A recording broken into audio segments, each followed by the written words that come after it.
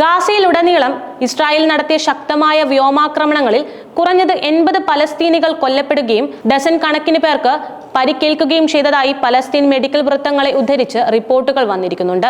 തെക്കൻ നഗരമായ ഖാൻ യൂനിസിൽ നടന്ന ആക്രമണങ്ങളിൽ സ്ത്രീകളും കുട്ടികളും ഉൾപ്പെടെ 54 പേർ കൊല്ലപ്പെട്ടതായി ഖാൻ യൂനിസിലെ നാസർ ആശുപത്രി അധികൃതർ കഴിഞ്ഞ ദിവസം പുറത്തിറക്കിയ പത്രക്കുറിപ്പിൽ അറിയിച്ചിരുന്നു.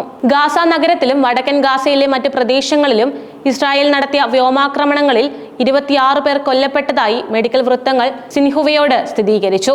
ഗാസ ആസ്ഥാനമായുള്ള ആരോഗ്യ അധികൃതരുടെ കണക്കനുസരിച്ച് എൻക്ലേവിലെ ക്യാൻസർ രോഗികൾക്ക് മെഡിക്കൽ തുടർ ചികിത്സ നൽകുന്ന ഏക ആശുപത്രിയായ ഗാസ യൂറോപ്യൻ ആശുപത്രി സമീപകാല ഇസ്രായേലി ആക്രമണങ്ങളെ തുടർന്ന് പ്രവർത്തനരഹിതമായതായും സിൻഹുവ വാർത്താ ഏജൻസിയുടെ റിപ്പോർട്ടിൽ പറയുന്നുണ്ട്.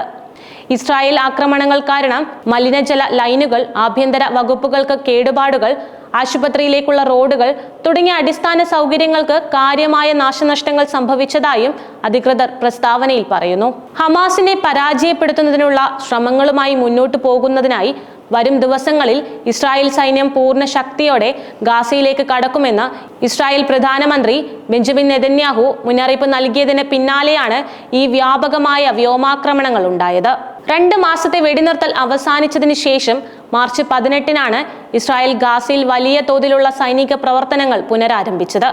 അന്നു മുതൽ 2876 പലസ്തീനികൾ കൊല്ലപ്പെടുകയും 7800-ൽ പരം ആളുകൾക്ക് പരിക്കേൽക്കുകയും ചെയ്തതായി ഗാസയിലെ ആരോഗ്യ ഉദ്യോഗസ്ഥർ പറഞ്ഞിരുന്നു.